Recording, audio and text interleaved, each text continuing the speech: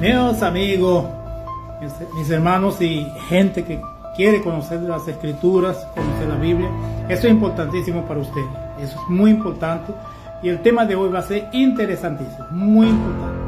Hoy vamos a tratar sobre la ley es el pecado, la ley es el pecado. En el video anterior tratamos una introducción sobre el tema, pero hoy lo vamos a profundizar más y con más detalle.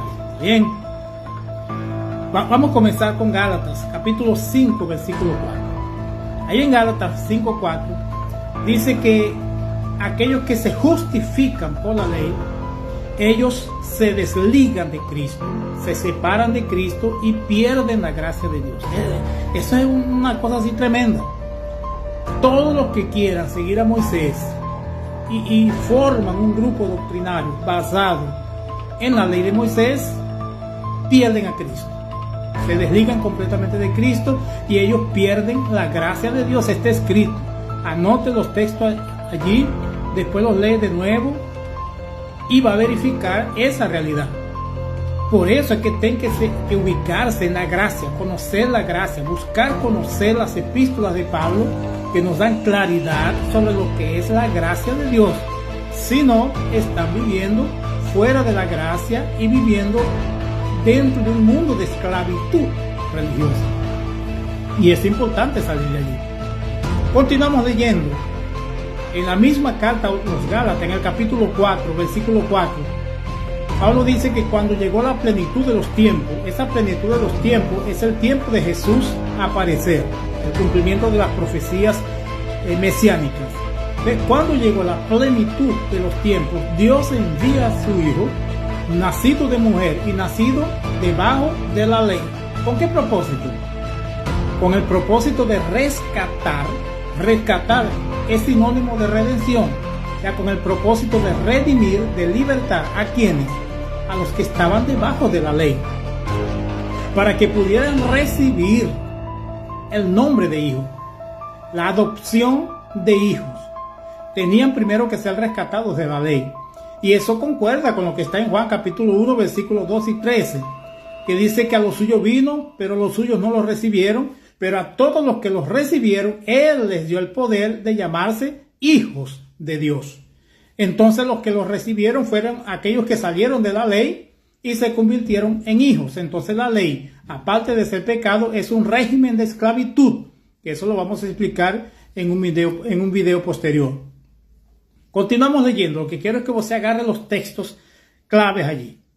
En Juan capítulo 1 versículo 17 dice: la ley fue dada por medio de Moisés, pero la gracia y la verdad vinieron por medio de Cristo. La ley fue dada por Moisés, no dice que fue por Dios. La gracia y la verdad vino por medio de Jesucristo. Si la verdad vino por medio de Cristo, entonces la ley no era una verdad. Como dice en Hebreos capítulo 8 y capítulo 10, la ley era apenas una sombra, no era una realidad, era una sombra. Quien vive en el régimen de la ley vive debajo de una sombra. Aún no entendió que la realidad es Cristo, que la realidad es el nuevo pacto, que la realidad es la gracia de Dios y no Moisés. Muy bien, entonces continuamos leyendo. Y esto yo quiero que lo entiendan detalle a detalle como se lo estamos dando. En la epístola a los Romanos, en el capítulo 7, versículo 7, Pablo hace una pregunta y dice: ¿acaso la ley es pecado? Porque yo no conocí. Él responde y dice: no es que sea pecado. La ley en sí no es pecado. Solo que yo no conocí el pecado, sino fue por medio de la ley. O sea, la ley fue la que me instruyó, fue la que me convenció, fue la que creó en mí conciencia de pecado. Es como que él estuviera diciendo: bueno, la ley es buena, fue dada para instruir, para corregir la vida moral de la gente, para corregir al pueblo, para establecer una comunión con Dios más saludable. Pero está contenido el pecado. Es decir, que en vez de ella instruirte y colocarte en el camino hacia Dios, ella te bloquea, ella te impide que tú te relaciones con Dios. Y ahí entonces termina creándote culpa, y esa culpa es el indicio de que existe pecado. Y por eso es que ella se convierte en el propio pecado, porque ella no te deja tener acceso a Dios por medio de la libertad. Por ejemplo, en Hebreos 10:19 dice que tenemos intrepidez, osadía para entrar en el lugar santísimo por medio de la sangre de Jesucristo. Cosa que la mente, porque solo un sumo sacerdote podía entrar una vez por año al lugar santísimo. Entonces en Cristo esa puerta se abre y todos tenemos ahora entrada al lugar santísimo. Somos libres. En Gálatas 3, Pablo dice: permanezcan en la libertad con la cual Cristo los hizo libres y no vuelvan al yugo de esclavitud. Ese yugo de esclavitud es la ley de Moisés. No es pecado, no es otra cosa, no es inmoralidad, no es vicio, no. Es la ley de Moisés. Pero vamos a continuar aquí, que eso lo vamos a tratar detalladamente. En la segunda carta a los Corintios, capítulo 3, versículo 7, como ya mencionamos en otros videos, Pablo dice que el ministerio de la ley es el ministerio de la muerte que fue grabado en piedra. Entonces la ley es el ministerio de la muerte. Y lo que produce la muerte es el pecado.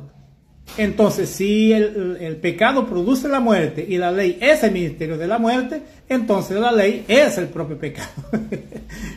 En el versículo 9 del mismo capítulo 3 de la segunda carta a los Corintios, él lo llama de ministerio de condenación. Pero lo que condena no es el pecado. ¿Y por qué entonces la ley es llamada de ministerio de condenación? Es porque el pecado y la ley son la misma cosa. Un es hijo del otro. Entonces no hay como libertarse, no hay como sanarse fuera de la gracia. Lo que todo lo que tiene a ver con ley es condenación, es esclavitud, es separación de Dios. ¿Estamos claros? Muy bien.